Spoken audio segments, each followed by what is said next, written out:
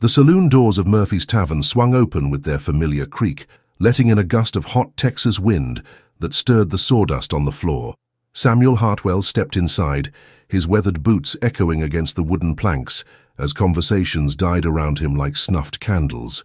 At 67, Sam carried himself with the rigid posture of a man who'd spent decades in the saddle, but his eyes held something that made the other men uncomfortable, a distant, fevered intensity that spoke of obsession. "Well, well," drawled Pete Morrison from behind the bar, his thick mustache twitching with barely concealed amusement. "If it ain't the Valley Finder himself, come to tell us more about your magical paradise, Sam?" A ripple of snickers moved through the smoky room. Tom Bradley, a cattle buyer from San Antonio, nudged his companion. "This ought to be good. Old Sam's got himself another vision, I reckon." Sam's jaw tightened, but he walked steadily to the bar, ignoring the whispers that followed him like hungry vultures. The same whispers that had plagued him for 3 years now, ever since he'd started talking about the dreams that came to him in the depths of his grief-soaked sleep. "Whiskey," he said simply, placing a silver coin on the scarred wooden surface. Pete poured the amber liquid with theatrical slowness, clearly savoring the moment. "You know, Sam, Doc Henderson's been asking about you. Says there's treatments now for men who see things that ain't there. Modern medicine and all." "I ain't crazy, Pete." Sam's voice carried the weight of 1,000 repetitions. He lifted the glass, studying the whiskey as if it might hold answers. "That valley's out there. 2 twin mesas standing guard like sentries, a lake shaped like a crescent moon, and grass so green it'd make your cattle weep. And Indians and white folk living side by side in perfect harmony," added Charlie Gaines from a corner table, his voice dripping with sarcasm. "Don't forget that part, Sam. That's the best bit." The laughter that erupted was cruel and sharp. Sam's knuckles whitened around his glass, but he didn't turn around. He'd learned that facing them only made it worse. "My grandfather fought Comanche for 30 years, continued Charlie, warming to his audience. "Lost 2 brothers to them savages. But old Sam here thinks we can all sit around a campfire singing hymns together. That's not what Sam began, but Pete cut him off with a wave. "Save it, Sam. We've all heard it before. The fever dreams of a man who lost his mind when he lost his Mary." The mention of his wife's name hit Sam like a physical blow. Mary, who died in the Comanche raid 20 years ago, her blood soaking into the dirt floor of their cabin while he was away checking fence lines. Mary, whose last words, according to their neighbor, were a prayer for peace, not vengeance. "You don't know nothing about Mary," Sam said quietly, but his voice carried a dangerous edge that made Pete step back slightly. The saloon fell silent except for the tick of the old clock above the bar and the distant sound of wind rattling the shutters. Outside, a dust devil danced down Main Street, swirling debris in its wake like the memories that haunted Sam's sleep.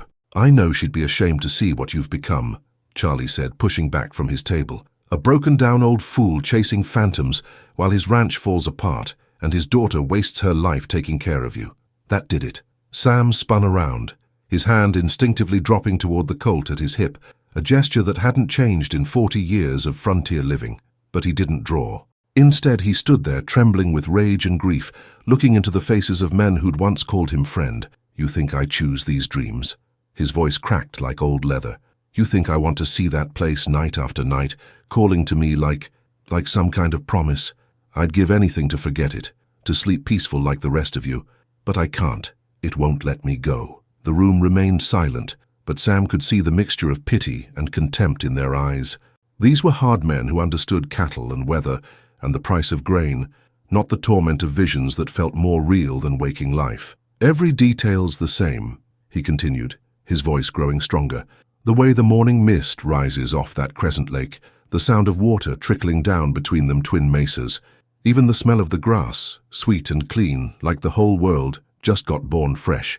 Sam," Pete's voice was gentler now, almost concerned. "You need help.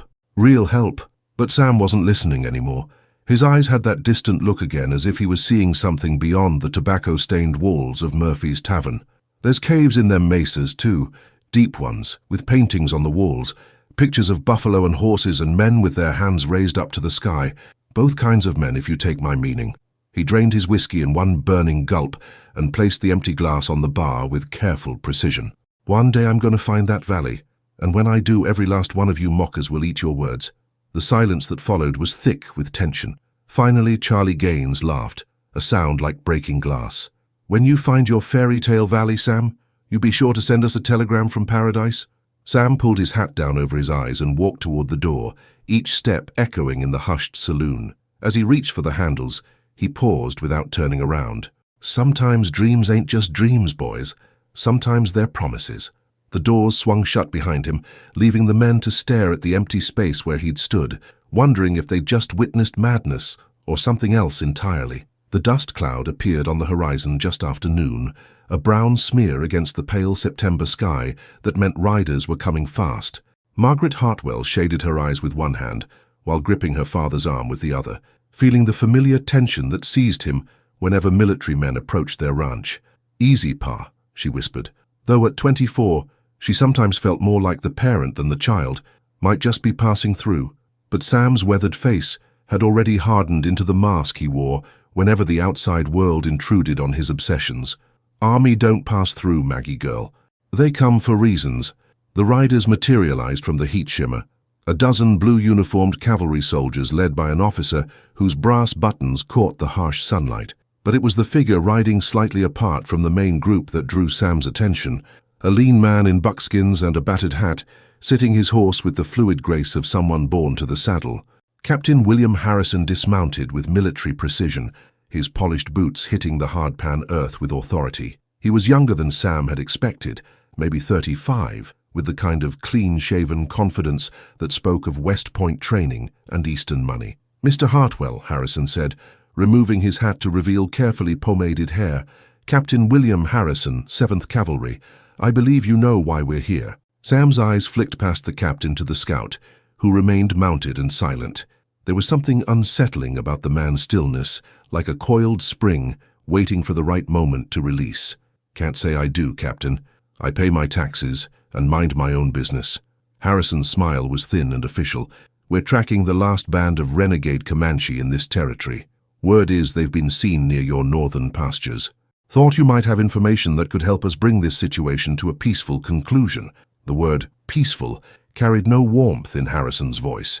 Sam had heard that tone before, the sound of men who'd already decided what peace looked like and weren't interested in other opinions.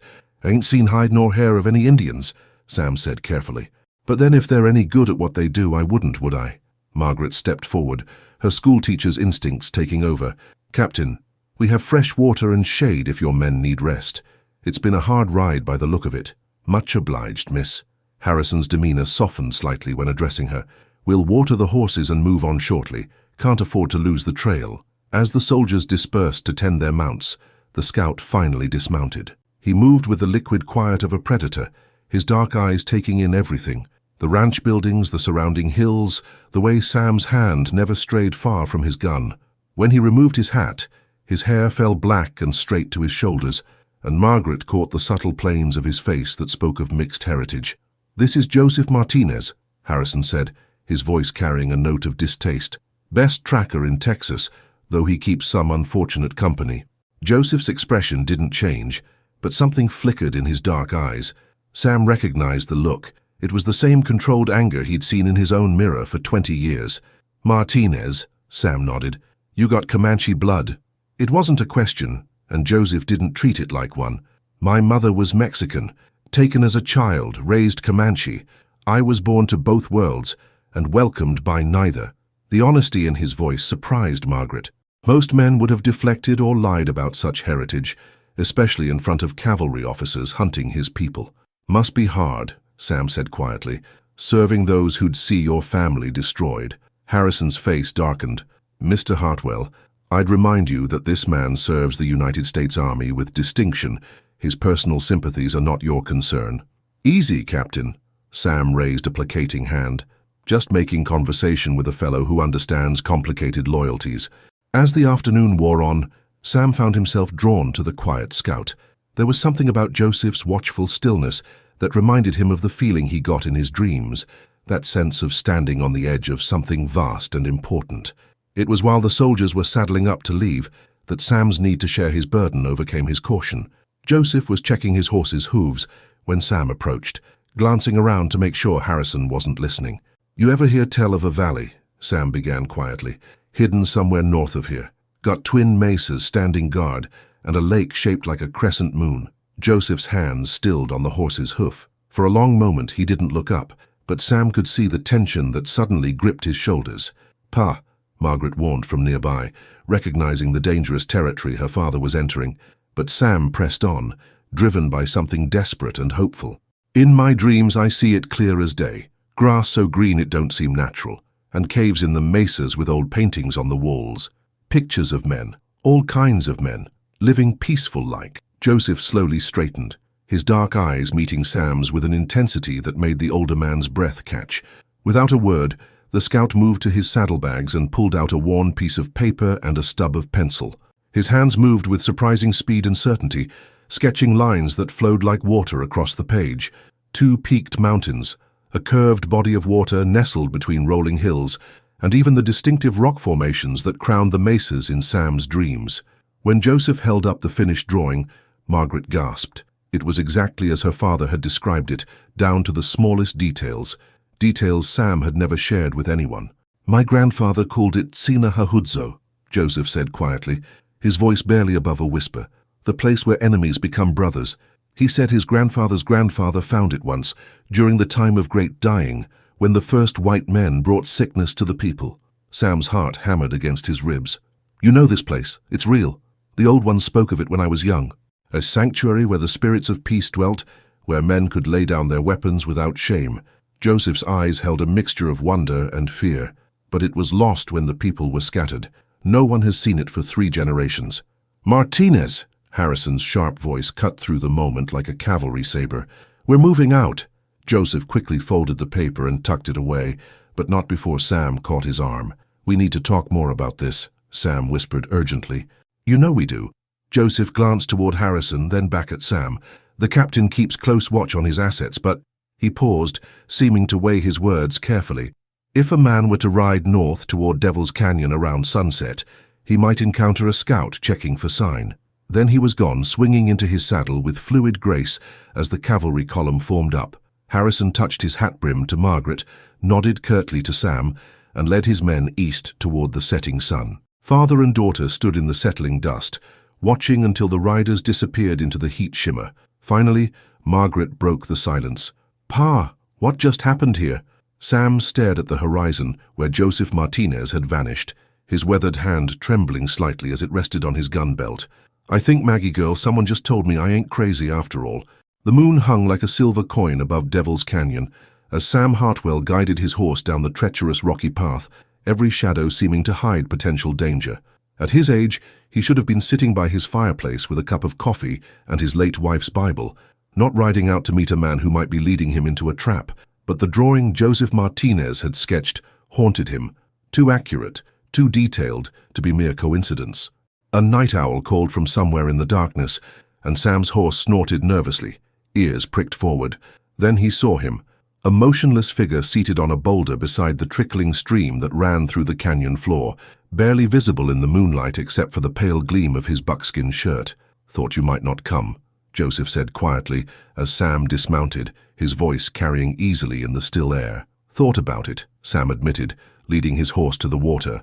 "My daughter thinks I'm fool enough already without adding treason to the list." Joseph's laugh was soft and bitter.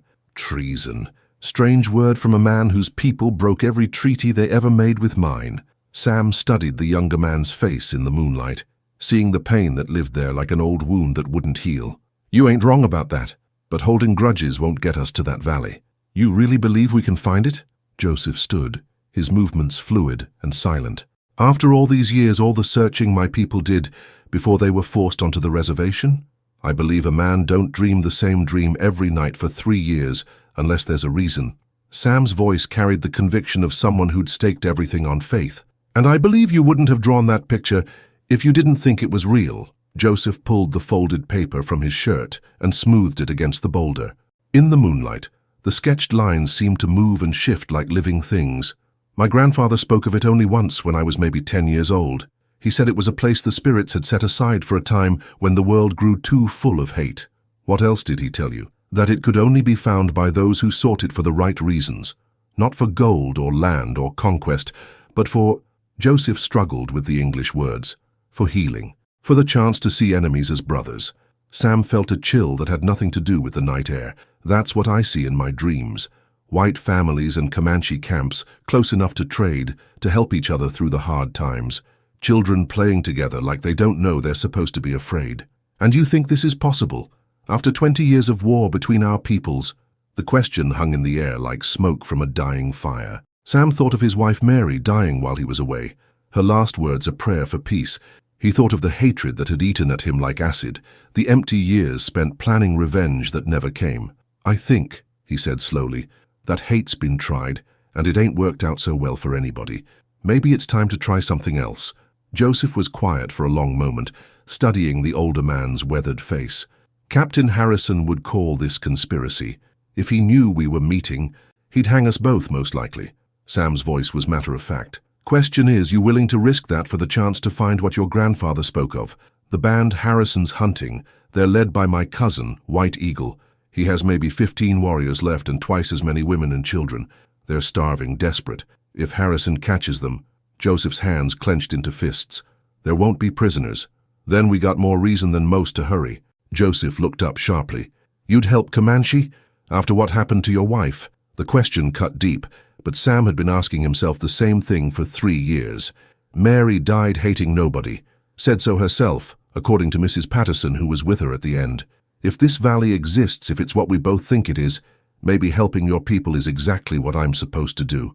A coyote yipped in the distance, followed by the answering call of its pack. Both men tensed instinctively. In Comanche territory, not all voices in the darkness were what they seemed. If we do this, Joseph said finally, it won't be like following a map.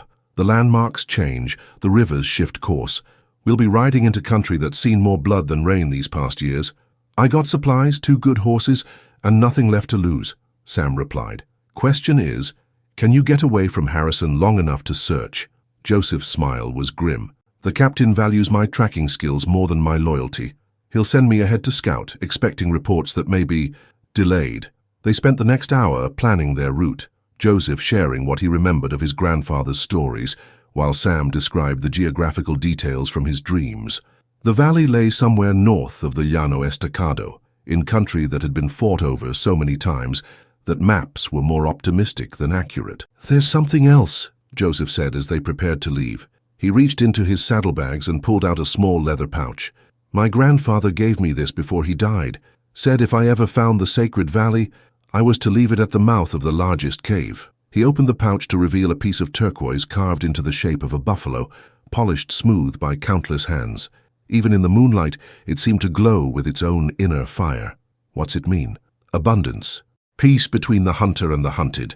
Joseph's voice carried the weight of ancestral memory.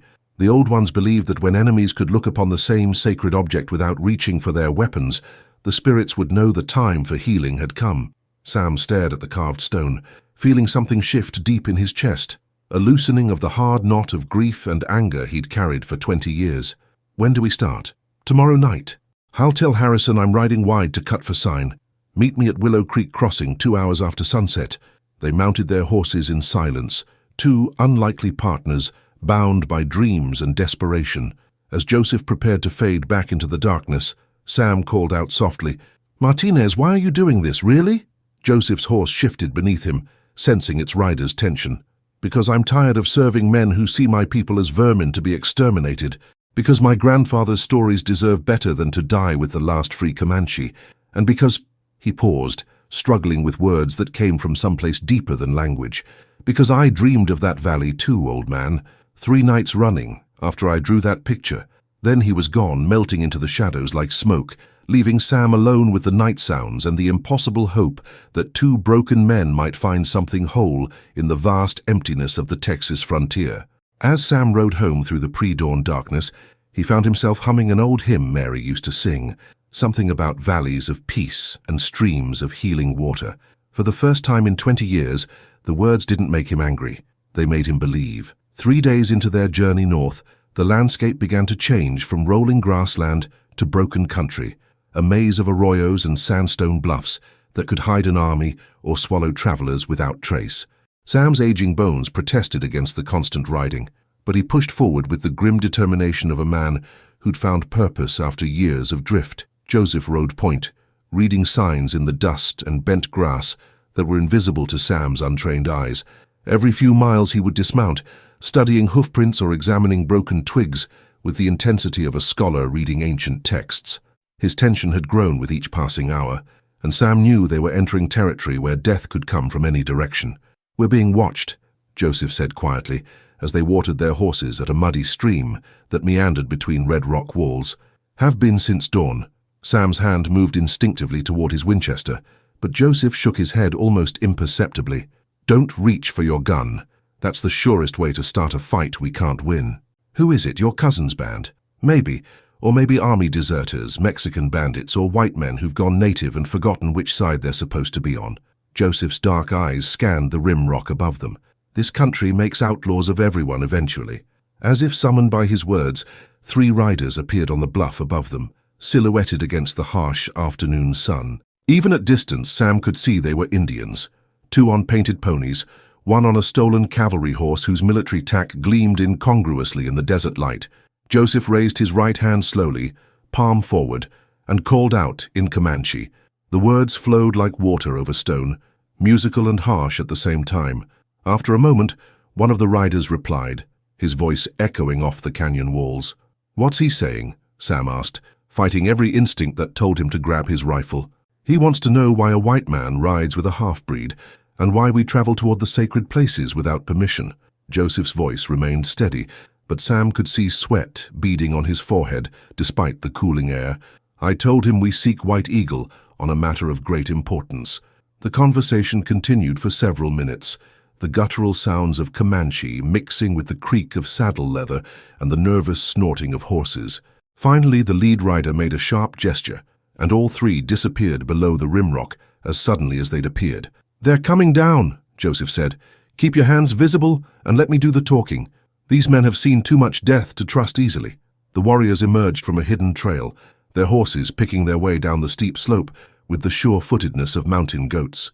Up close, Sam could see they were young, barely out of boyhood, but their eyes held the hard wisdom of men who'd learned to kill or be killed before they'd learned to shave. The leader spoke briefly to Joseph, then turned his attention to Sam with an intensity that made the old rancher's skin crawl. He was perhaps 19, with ritual scars on his cheeks and a necklace of what looked suspiciously like human teeth. When he spoke, his English was surprisingly clear. "You are the dreamer," he said, and it wasn't a question. "White Eagle has spoken of you, says you see things that have not yet come to pass." Sam felt a chill that had nothing to do with the evening air. "How does White Eagle know about my dreams?" The young warrior's smile was sharp as a scalping knife. "The spirits speak to those who listen. White Eagle listens better than most." He gestured toward the north. "He waits for you 2 days' ride from here, in the place where the ancient ones carved their stories in stone. But the blue-coat soldiers come also. You may find only bones when you arrive." Joseph exchanged rapid words with the warrior, his voice growing urgent. Finally, he turned to Sam, his face grim. "Harrison's moved faster than we thought. He's got scouts out in 3 directions, trying to box White Eagle against the cliffs. We've got maybe a day before they close the trap. Then we ride hard," Sam said simply. "These young men willing to guide us." The scarred warrior listened to Joseph's translation, then shook his head. "We go to gather the scattered people, bring them to safety before the soldiers come. But I will tell you this, old dreamer. The place you seek lies beyond where White Eagle camps.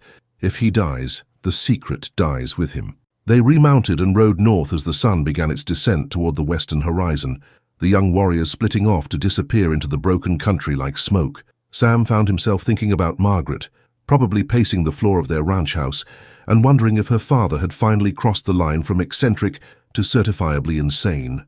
As darkness fell, they made a cold camp in a sheltered arroyo, not daring to risk a fire that might draw unwanted attention. Joseph had grown increasingly quiet as they rode, and Sam could sense the weight of divided loyalties pressing down on the younger man like a physical burden. "You're thinking about turning back," Sam said, as they shared jerky and warm water from their canteens. "I'm thinking about what happens if Harrison catches us with White Eagle." Joseph's voice was barely above a whisper. "He'll shoot us both as traitors, and the valley will remain lost forever. And if we don't try, how many more will die while we play it safe?" Joseph was quiet for a long moment, staring up at the stars that blazed overhead with desert clarity. "My grandfather used to say that some paths can only be walked by those willing to lose everything. I thought I understood what he meant, but now you're scared," Sam finished. "Well, join the club. I'm so scared my hands shake when I think about facing White Eagle, knowing my people killed his women and children. But scared don't mean wrong. A coyote called from somewhere in the darkness, followed by another and another. But these weren't coyotes. Joseph's hand moved to his knife as he recognized the pattern of the calls. "Riders coming," he whispered. "Many riders." The sound of hoofbeats echoed off the arroyo walls, growing louder with each passing second. Sam grabbed his rifle, his heart hammering against his ribs as he tried to count the approaching horses. Too many to fight, too close to run. Joseph cupped his hands around his mouth and gave a low, warbling call that sounded exactly like a mourning dove. The hoofbeats slowed, then stopped altogether. After a moment that felt like an eternity, a voice called out in Comanche. "White Eagle," Joseph breathed, and Sam heard relief and terror in equal measure. The Comanche war chief rode into their camp like a figure from Sam's darkest memories, tall and lean, with graying braids and eyes that seemed to hold all the accumulated grief of his people. Behind him came perhaps a dozen warriors, their faces painted for war, weapons ready but not yet raised. White Eagle dismounted with fluid grace and approached the two men, his gaze moving from Joseph to Sam with calculating intelligence. When he spoke, his English was careful but clear. "So," he said, his voice carrying the weight of 20 years of war, "the white dreamer comes at last to meet the red nightmare. Tell me, old man, do you still dream of peace when you look upon the face of your enemy?" Sam met White Eagle's stare without flinching, seeing in those dark eyes the same mixture of hope and despair that haunted his own reflection. Around them, the warriors waited in tense silence, hands near their weapons, while the desert night held its breath. "I dream of a place where enemies can become brothers," Sam said quietly. "Question is, are you man enough to dream it with me?"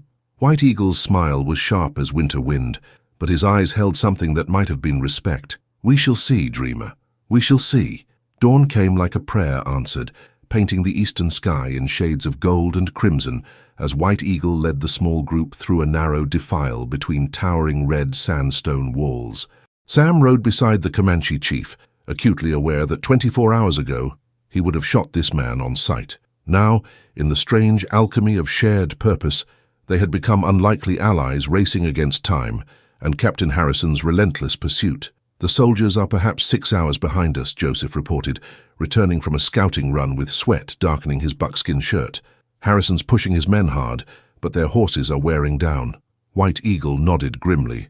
"Then we must reach the sacred place before the sun stands overhead, or all will be lost." He turned to Sam, his weathered face serious. "Tell me again what you see in your dreams, White Father. Every detail may matter." Sam closed his eyes briefly, calling up the vision that had haunted his sleep for 3 years. Twin mesas standing like sentinels, a crescent-shaped lake fed by springs from deep underground, grass so green it looks like emeralds scattered on the earth, and caves, ancient caves with paintings on the walls. "The caves of memory," White Eagle murmured, "where my grandfather's grandfather recorded the old agreements between the spirits of earth and sky. If such a place still exists—" "It exists," Joseph said quietly, his hand touching the leather pouch that held his grandfather's turquoise buffalo. "I can feel it calling, like a song just beyond hearing." They rode in silence after that, climbing steadily through country that seemed to grow more ancient with each mile. The rock formations took on fantastic shapes, natural sculptures carved by wind and time into forms that stirred something deep in the human soul. Sam found himself thinking of Mary, wondering if she could see him now, riding beside her killers in search of the peace she had prayed for with her dying breath. It was White Eagle who saw it first, reining in his horse at the crest of a ridge and pointing north with a hand that trembled slightly. "There," he whispered, "Tsina Hahudzo, the place where enemies become brothers." Sam's heart nearly stopped. Spread below them was the valley from his dreams, exact in every detail, the twin mesas rising like cathedral spires, the crescent lake reflecting the morning sky like a mirror, and grass so impossibly green it seemed to glow with its own inner light. Even the sound was right, the musical trickle of water flowing between the stone sentinels, carrying with it the promise of life in this harsh land. "Dear God," Sam breathed, "it's real. It's all real." Joseph dismounted and knelt, pressing his palm to the earth as tears streamed down his face. "Grandfather," he whispered in Comanche, "I have found the sacred place. Guide my steps, that I may walk worthy of this ground." White Eagle's warriors sat their horses in stunned silence, their faces reflecting the same awe that gripped all who looked upon the hidden valley. Here was a place that existed outside the normal flow of time, untouched by the wars and hatred that had consumed the frontier. "We must hurry," White Eagle said, though his voice carried reluctance to break the spell. "The bluecoats will not be far behind, and there are things that must be done before they arrive." They descended into the valley, their horses' hooves silent on the thick grass that cushioned every step. The air itself seemed different here, cleaner somehow, and filled with a peace that settled into the bones like balm on old wounds. Sam found his anger, the rage that had sustained him for 20 years, simply flowing away like water from a broken dam. The caves were exactly where his dreams had placed them, carved into the base of the eastern mesa, like the mouth of some ancient cathedral. White Eagle dismounted and approached the largest opening with reverence bordering on terror, his hand raised in a gesture of respect. "The old ones are here," he said softly. "I can feel their presence, watching to see if we are worthy of their gift." Inside the cave, the walls blazed with paintings, buffalo and horses, warriors and hunters, but also images of peace, children playing between teepees and log cabins, men of different colors sharing food around a common fire, women working together to heal the sick. The artistry was extraordinary, but it was the message that took Sam's breath away. "They knew," he whispered, his voice echoing in the sacred space. Somehow they knew this day would come. Joseph pulled out the turquoise buffalo his grandfather had entrusted to his care, holding it reverently in his cupped palms. "The old one said to leave this here when the sacred valley was found, as a sign that the time of healing had begun." He placed the carved stone on a natural shelf in the rock, where it seemed to glow in the filtered light streaming through the cave mouth. For a moment, none of them spoke, overwhelmed by the sense that they stood at a crossroads of history. The sound of approaching hoofbeats shattered the moment like breaking glass. White Eagle's head snapped up, his hand moving instinctively to his rifle. "The soldiers come. It is time to see if this place truly has the power the old ones claimed." They emerged from the cave to see Captain Harrison and his cavalry cresting the ridge, blue uniforms stark against the red stone. Harrison's face was a mask of rage and determination as he spotted the group below, his sword already drawn as he prepared to lead the charge. But as his horse took the first step into the valley, something extraordinary happened. The animal simply stopped, as if walking into an invisible wall. Harrison spurred viciously, but the horse refused to advance, rolling its eyes and backing away from whatever it sensed in that sacred space. One by one, the other cavalry mounts exhibited the same behavior, creating a line of confused soldiers stranded at the valley's edge, while their quarry stood untouchable in the grass below. "What in blazes?" Harrison began, then stopped as his gaze fell upon the painted caves and the impossible greenness of the hidden valley. For the first time since Sam had met him, the captain looked uncertain, even afraid. "This place is under the protection of powers older than our quarrels," White Eagle called out, his voice carrying clearly in the still air. "Your horses know what your heart refuses to accept, that some ground is too sacred for the spilling of blood." Harrison dismounted and tried to advance on foot, but found himself stopped by an inexplicable reluctance, as if every step into the valley required more will than he possessed. Behind him, his soldiers muttered nervously, their own horses prancing and snorting with supernatural anxiety. "Stand down, Captain," Sam called out, surprising himself with the authority in his voice. "This isn't about jurisdiction or duty anymore. This is about something bigger than all of us." For a long moment the two groups faced each other across the boundary between the ordinary world and the sacred, each waiting to see what would happen next. Then slowly, Harrison sheathed his sword and walked to the valley's edge, his face a mixture of confusion and dawning wonder. "I don't understand," he said quietly. "My orders were clear. Track down the hostiles, bring them back dead or alive." "Sometimes orders ain't enough," Sam replied, walking toward the captain with empty hands. "Sometimes a man has to choose between what he's told to do and what he knows is right." Joseph joined them, the three men standing at the boundary between two worlds. "This valley has waited generations for us to find it," he said. "Not to hide from our problems, but to learn how to solve them without killing each other." Harrison stared at the painted caves, at the impossible beauty of the hidden valley, at the faces of men who should have been enemies but somehow weren't. "If I let you go," he said finally, "if I report that the hostiles vanished without trace, what then? How long before another band goes on the warpath, another company of soldiers comes hunting?" "That's the question, isn't it?" White Eagle said, approaching slowly. "Whether we use this gift to hide from our troubles or to find a new way forward." He looked directly at Harrison, his eyes steady and unafraid. "My people are tired of running, Soldier Chief, but we will not walk quietly to our deaths." "Then what do you propose?" It was Sam who answered, the words coming from someplace deeper than conscious thought. "We make this valley what it was always meant to be, a place where different peoples can meet as equals, trade fairly, and raise their children to see each other as neighbors instead of enemies." The silence that followed was profound, broken only by the musical sound of water flowing between the mesas and the whisper of wind through the sacred grass. Finally, Harrison spoke. "I'd be court-martialed, stripped of rank, probably hanged for treason. Or you'd be the officer who found a way to end the Indian Wars without genocide," Joseph said quietly. "The man who proved that enemies can become allies when they find common ground." Harrison looked around the valley one more time, his gaze lingering on the painted caves and the impossible peace that settled over everything like morning mist. When he turned back to face them, something had changed in his eyes.